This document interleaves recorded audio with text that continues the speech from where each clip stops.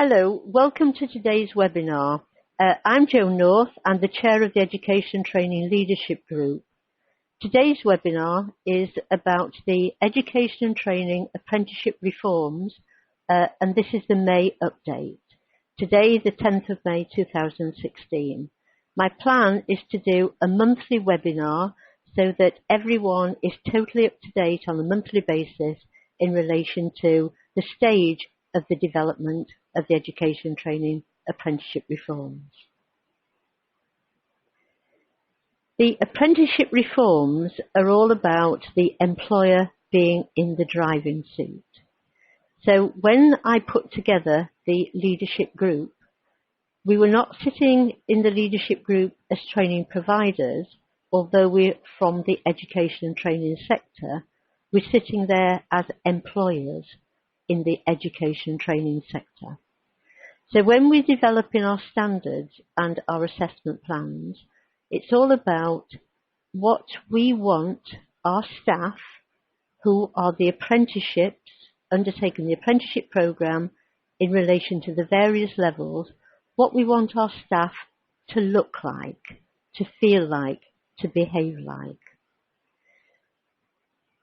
The employer leadership group commenced their journey in education and training 22 months ago.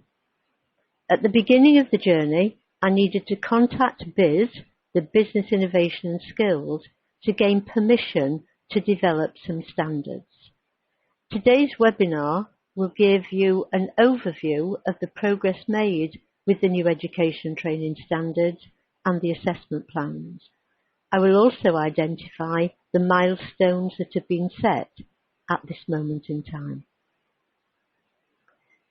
I mentioned earlier then, the BIS gave myself permission to develop an employer leadership group in education and training, and I gained permission to develop 4 standards.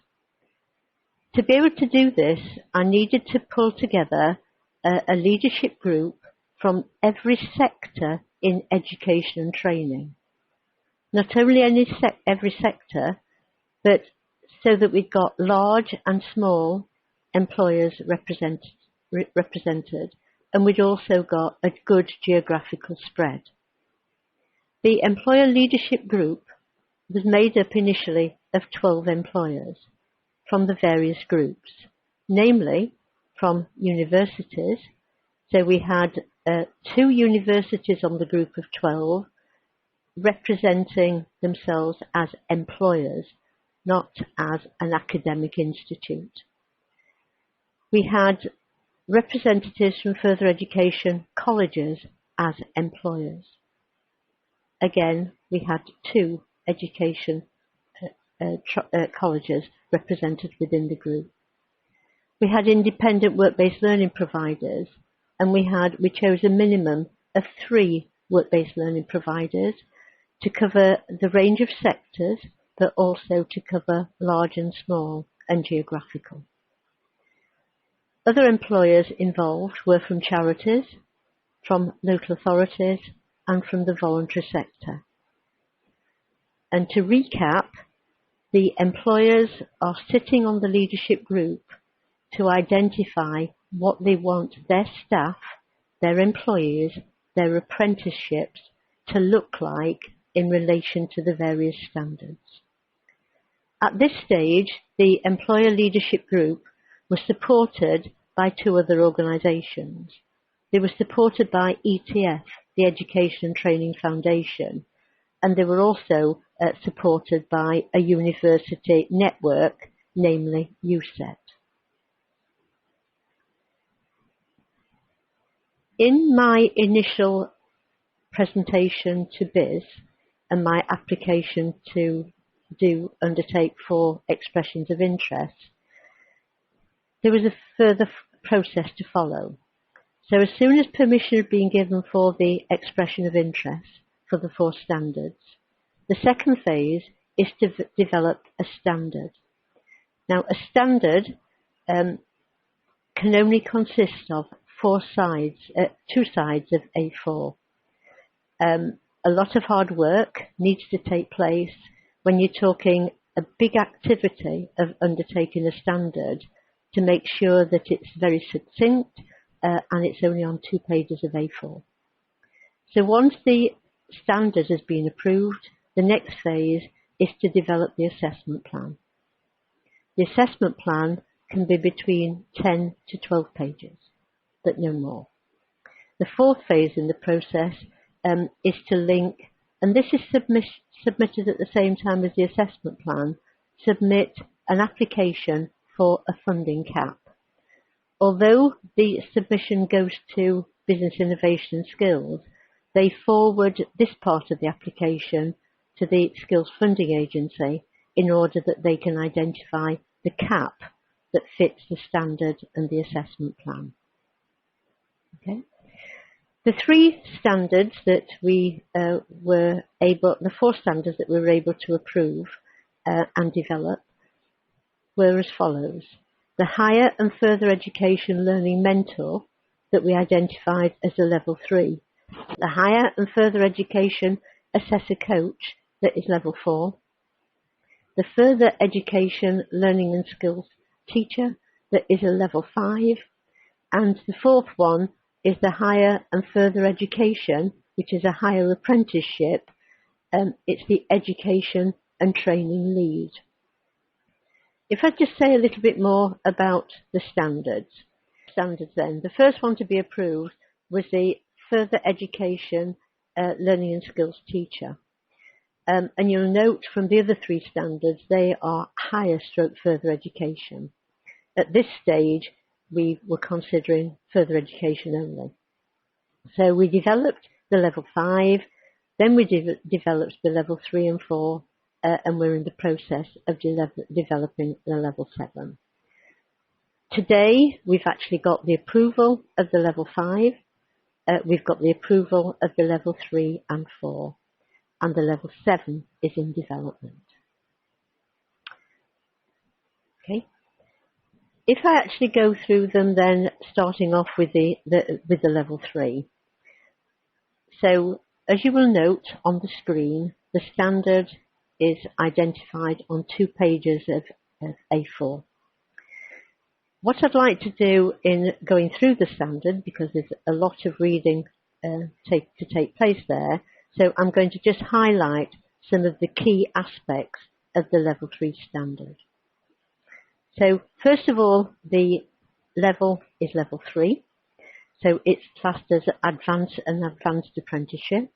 And the role, the occupation, is for higher stroke further education learning mentor.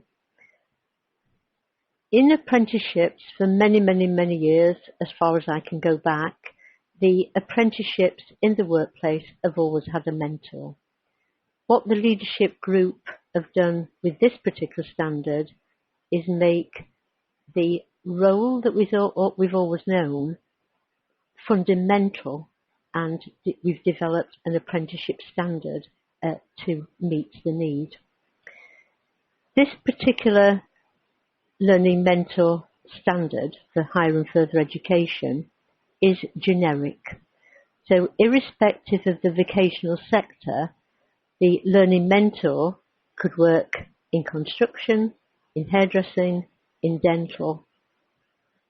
The leadership group, because of their expertise as employers in education and training, have actually developed this standard, but have made sure that all the different vocational sectors are happy and to identify that the standard is fit for purpose.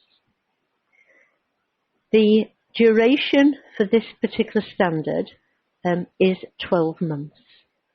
All apprenticeships under the apprenticeship reforms have to be a minimum of 12 months.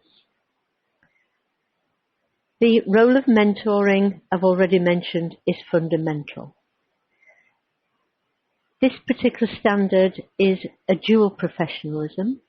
So it's dual in the sense that the apprentice will have already got their expertise in the vocational sector.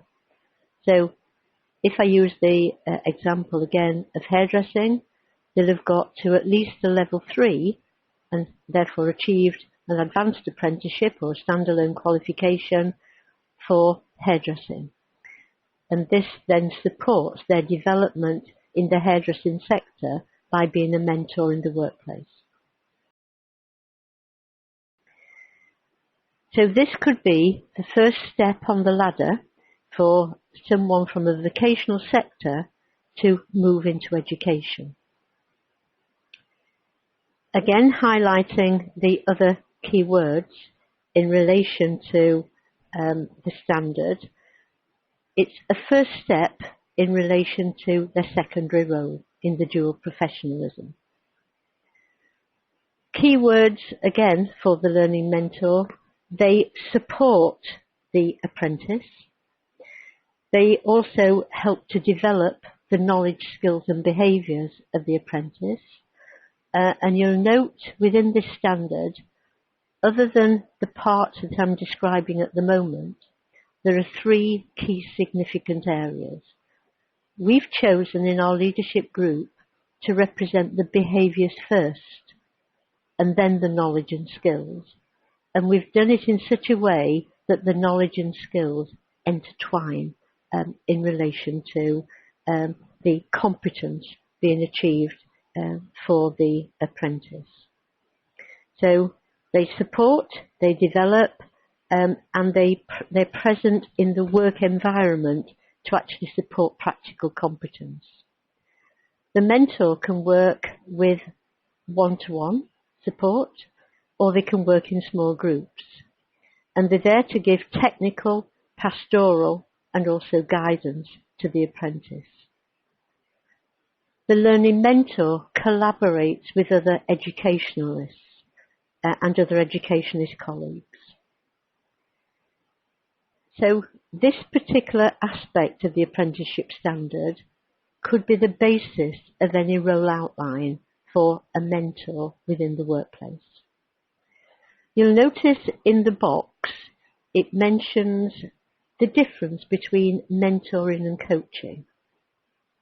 The difference is also highlighted in the level 4, because within this particular standard we're highlighting the mentorship. In the level 4 we're highlighting coaching. So it's important to have the differences identified in the apprenticeship role. You will note in the behaviours we've identified 5 key behaviours that involve motivation, passion, ethical standards, equality and diversity, about resilience and about the challenge and change. But most of all, it's about dual respect, it's about professional standards. So in a lot of previous apprenticeship programmes, which say compliance, the behaviours have not been at the forefront of what we want to achieve. And this is a fundamental difference in the standards in relation to the apprenticeship reforms as against in the apprenticeship safe compliance. You will note then we've actually put the knowledge and skills side by side. So we've identified skill 1 with knowledge 1. Again, there's the opportunity to look through this in great detail, and had we have been involved in webinar presentations some months ago, there would have been opportunities to actually look at the standard that it's set by the leadership group, but then to have a consultation through loads of networks, which I will go on to explain, before it's submitted to BIS for their consultation. So in summary so far then, for this particular standard, we've got the role and the occupation, we've got the duration, we've got the behaviours, we've got the knowledge and skills. Other aspects of the apprenticeship format that needs to be presented to BIS is about the entry qualifications. The important thing with this and other standards, there is the choice of the individual employer. The employer is in the driving seat. So in relation to statutory qualifications, you will note under qualifications, we've only mentioned safeguarding.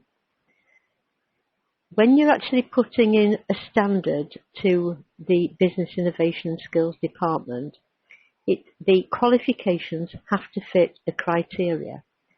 They have to be there in relation to legislation, or they need to be there in relation to that particular sector. So the only qualification relating to legislation is safeguarding. But you will note in the entry requirement that we hope, and sincerely hope as a leadership group, that the employer will also consider other qualifications alongside the safeguarding. Other qualifications like the award in education and training. Because it's about mentorship, there are a whole range of mentor qualifications, so the employer chooses the appropriate mentor qualifications relevant to that sector.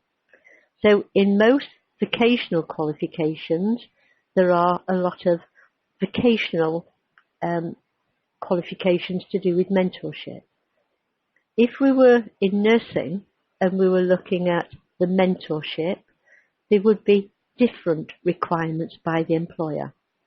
So we're saying the statutory requirement for a qualification is safeguarding only, but we hope as a leadership group the employer will certainly consider the award in education and training and a mentorship qualification. But these are not mandatory. The knowledge, skills and behaviours being assessed before the gateway in the assessment plan and post the gateway will make sure at the end of the day that the apprentice is fit for purpose in their knowledge, skills and behaviours. And this is a big difference because the qualifications are only part of the pre-gateway and not the whole of. The knowledge, skills and behaviours have a part to play in the pre-gateway process as well as the end assessment process. So I hope that has been an introduction to where we are with the Level 3 Higher and Further Education Learning Mentor, and this standard has actually been approved.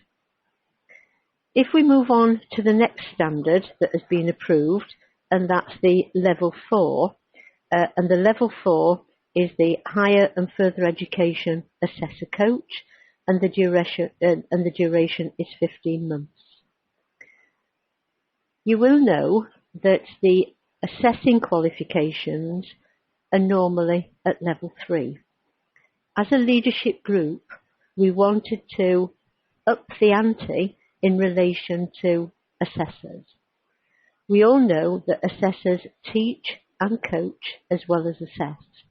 And what we've tried to do as employers in developing this standard, we've taken on board all the roles that the assessor takes.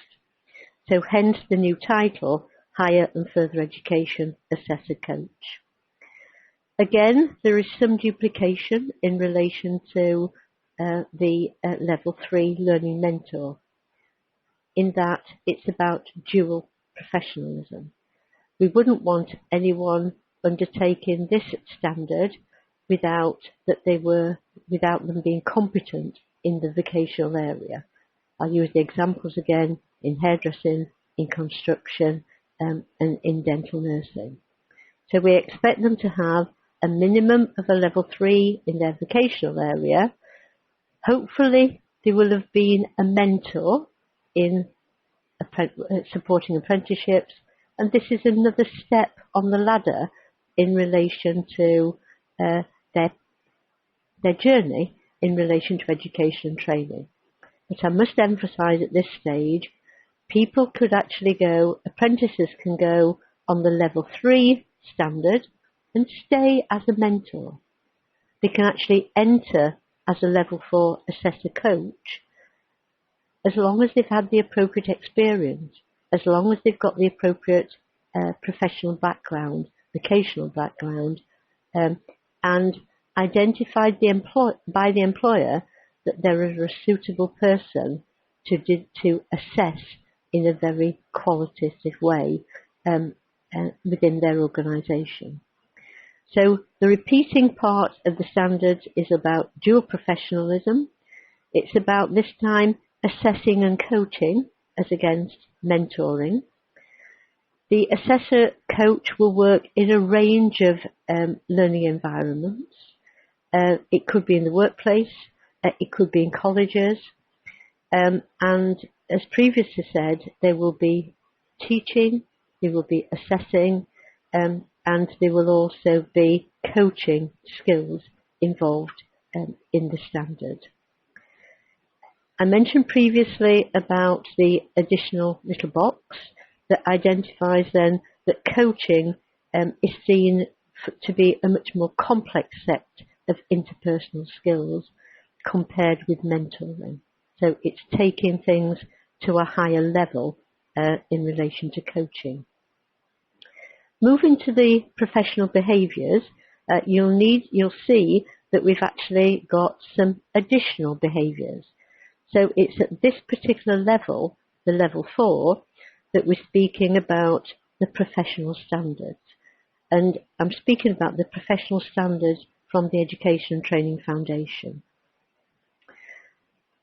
Beyond the behaviours, and again, we're saying that we believe so in that the behaviours are very important, that we've put them at the foremost in relation to the standard, but we've actually looked at some consistency in the setting out of the standard over the 2 pages of A4.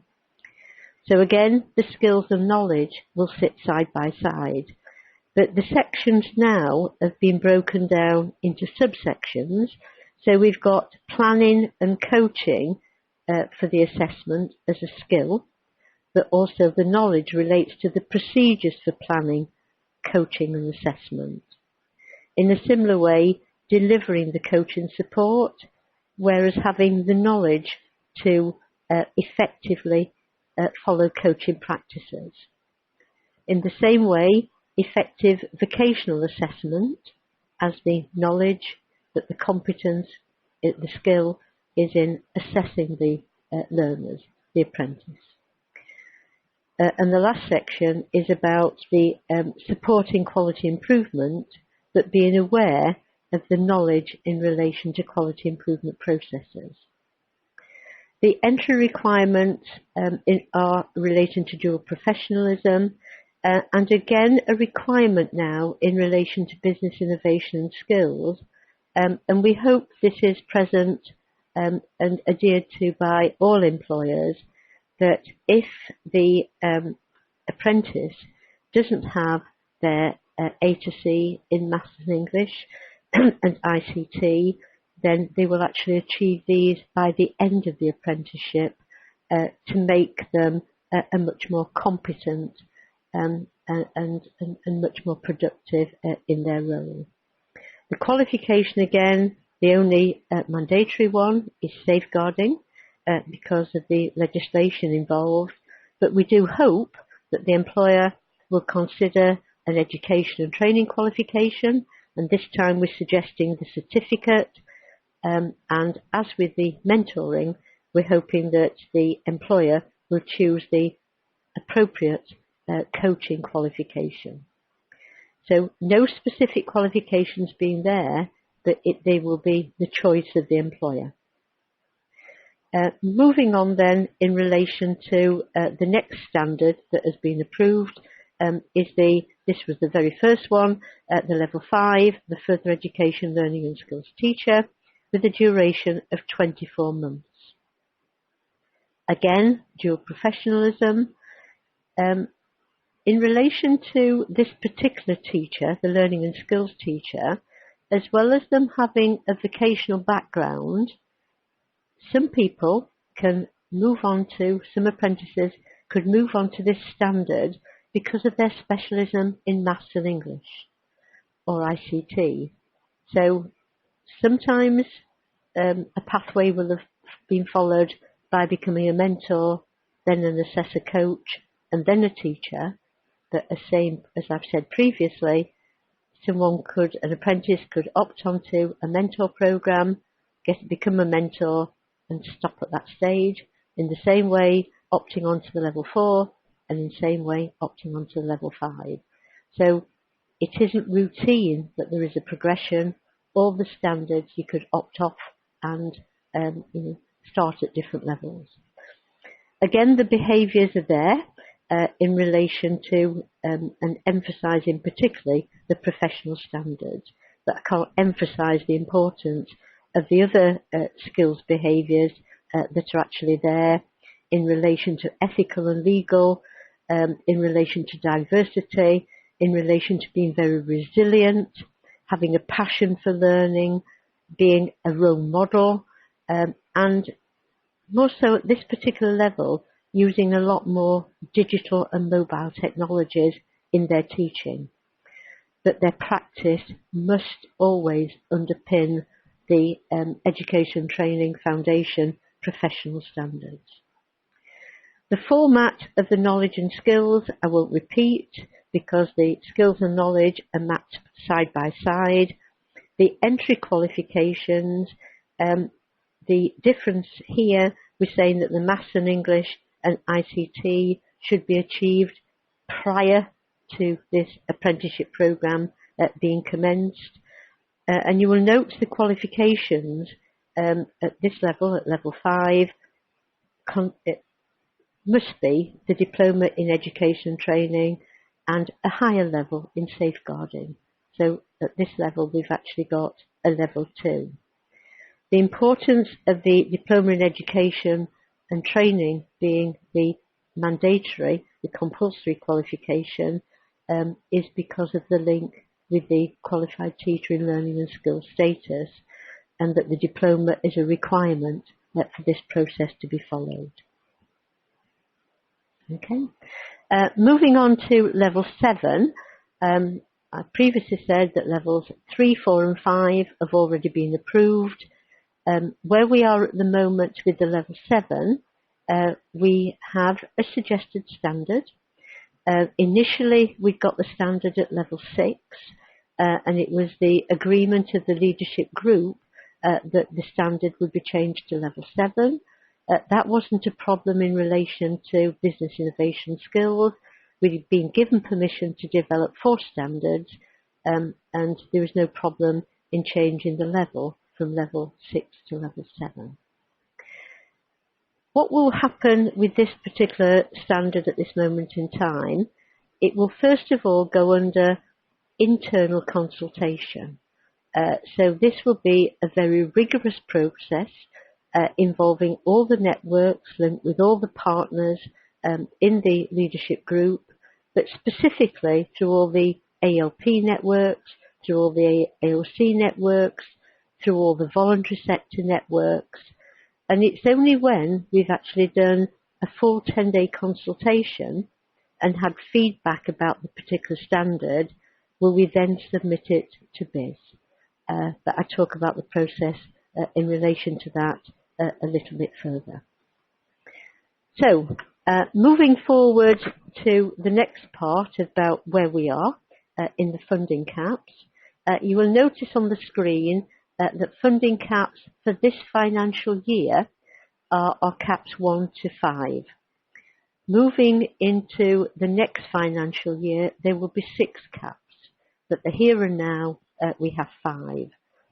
So the journey that we've taken in relation to the level 5 learning and skills teacher so far, we've got the standard approved, we've got the assessment plan approved, and we've been given a funding cap.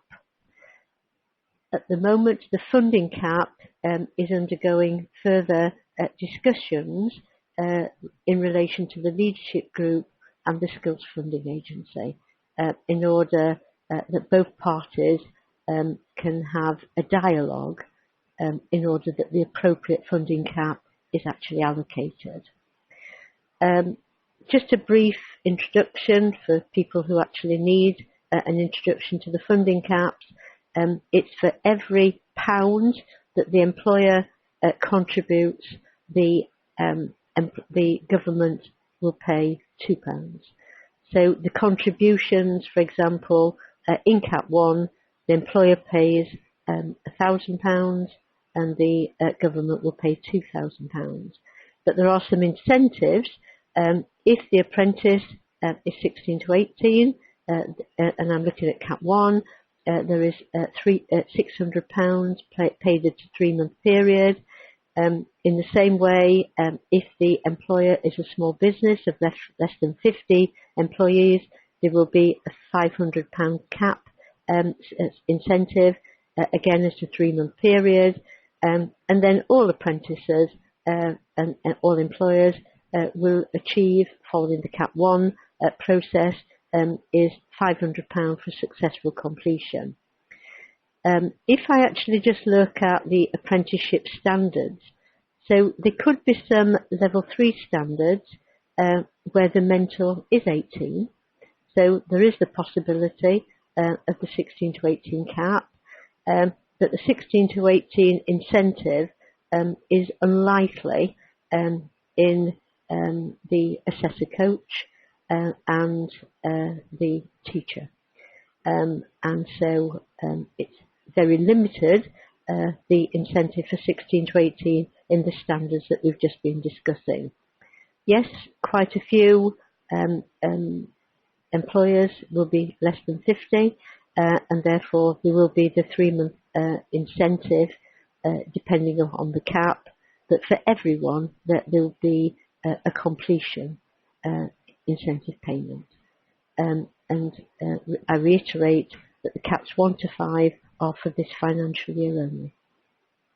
Okay, moving through the process a little bit further, and you can see from the colour coding now, I'm referring to the level 3, higher and further education learning mentor, and if looking at the particular process, there are mandatory qualifications and on-programme assessment leading to the gateway.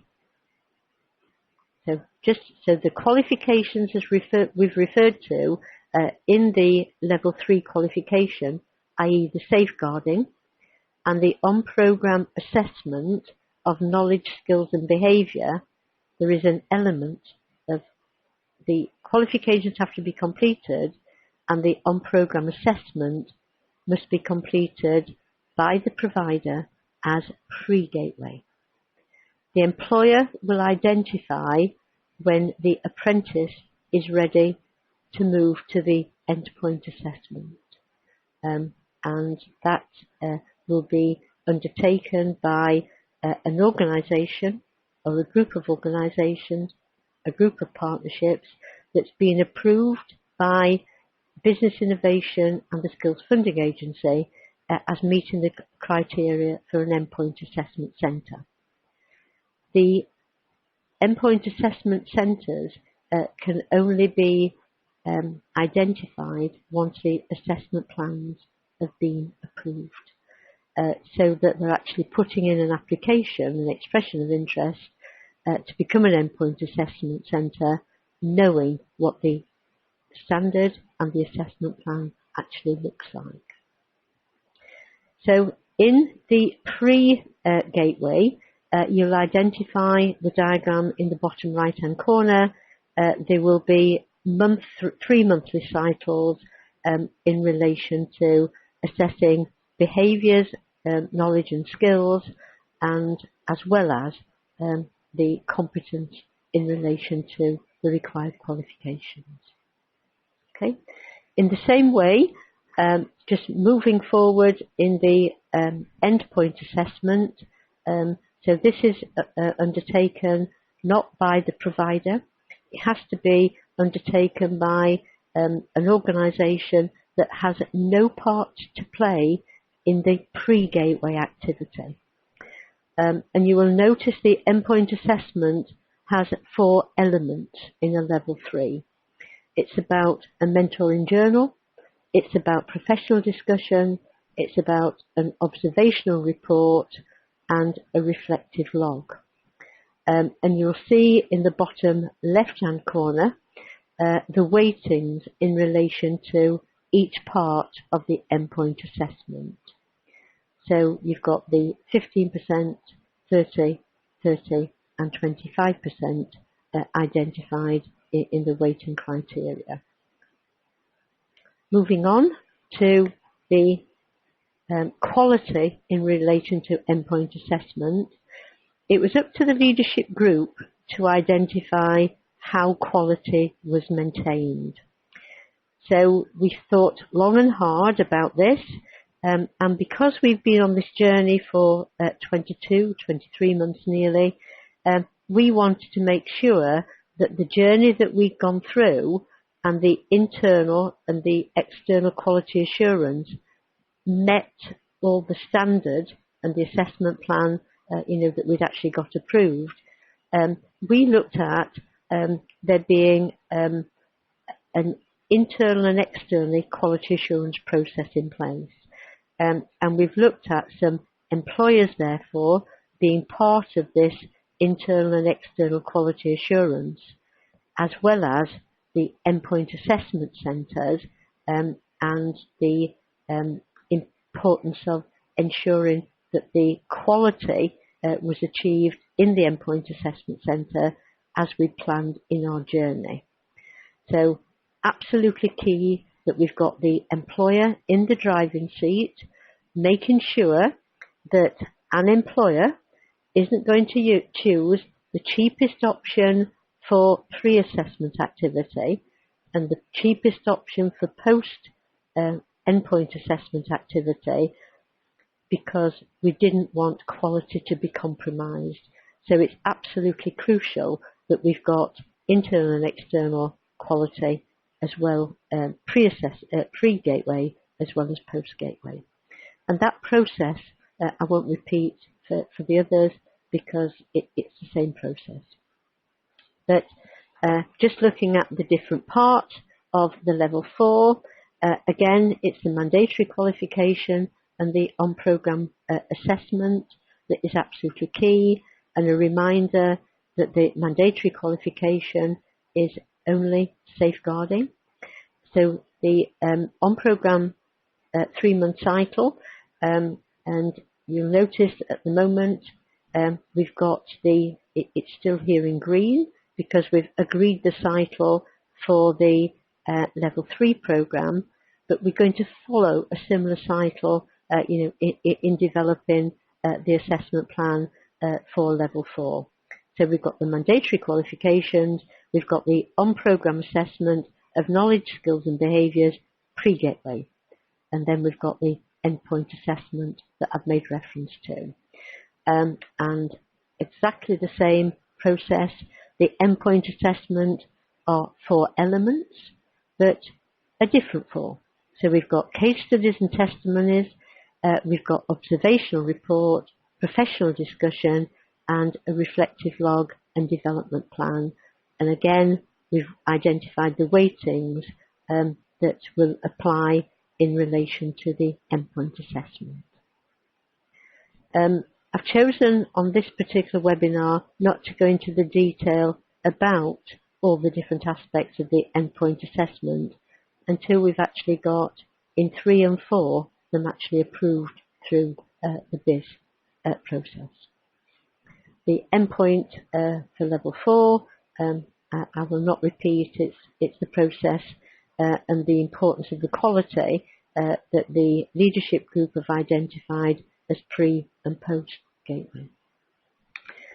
Moving to the level 5, and this is the standard now that has been approved, so a little bit more detail.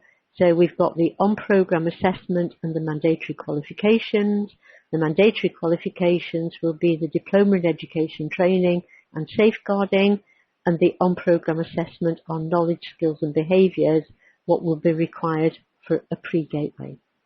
Then the endpoint assessment, you'll notice in the right-hand corner, we've got the 3-month cycles identified for formative observations, particularly relating to the reflective log.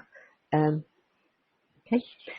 Moving forward to the endpoint assessment, what has been approved now in the endpoint assessment for this particular standard are thematic case studies. And I say case studies because we looked at 9 themes, but we've, at the request of BIS, brought the 9 themes into one case study. So we've got a very in-depth case study, and what it actually does, it brings together all the themes that have come from the Diploma in Education and Training, the themes that have come from the knowledge, skills and behaviours, all consolidated in a thematic case study, making sure that the apprentice is fit for purpose in the post-assessment phase, in the endpoint assessment phase. The teaching observation, I feel very passionate about the entire process, but even more passionate about this part, in that, yes, we want our teachers to be good teachers, to be outstanding teachers, but we don't want them to be teaching out-of-date information. So this is absolutely key, that the teaching and the level of teaching, that the teacher is current in their vocational sector. And they've kept their CPD up to date. So what we want to be observing, and the assessment here will be of someone, a person that's got loads of knowledge in the teaching sector, and if they haven't got the vocational knowledge, there will be a second person observing the teaching that has got the vocational knowledge to identify that it's current. There will be an online presentation, and this will be about the apprentices' philosophy of education. So they've taken a long journey, pre-assessment. They've consolidated all the work that they've actually done in safeguarding, in the knowledge, skills and behaviours, in their diploma, and in the endpoint assessment, they will be presenting what they feel very strongly about of their philosophy of education. And we will certainly be looking at not only in their teaching observation, that they're actually using appropriate technology, but their philosophy must also be up to date in relation to, where they are in their thinking process. There will also be an opportunity for professional discussion. And if there has been any weaknesses identified in the weighting of the thematic case study and the teaching observation and the online presentation, the endpoint assessment assessor will be able to capture any weaknesses that they wanted to explore further from any of the other activities in the endpoint assessment in the professional discussion. The professional discussion must be conducted by an educationalist, but again, their knowledge of the vocational sector is absolutely paramount. The endpoint assessment, the next slide, is exactly the processes that I've discussed previously. So for this month's presentation, I thank you for listening.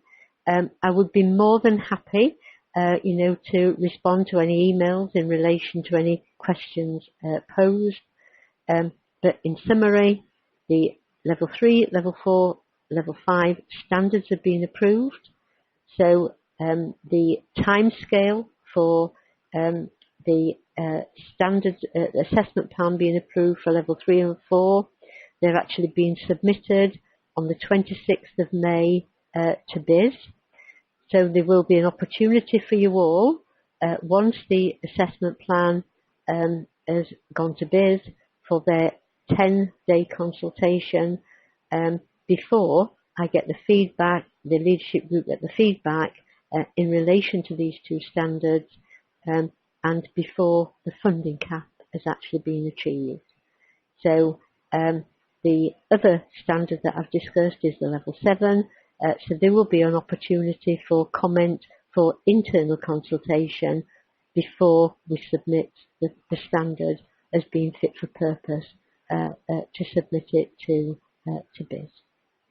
So thank you once more. My contact details, my mobile and my landline and my contactable email address are available, and I look forward to meeting with you in June and hopefully giving you some good news about the level 3 and the level 4 standards being approved, and further timescales about the level 7 and where we are with the funding caps, in order that we can work together and deliver high quality education and training for all vocational sectors. Thank you for your time.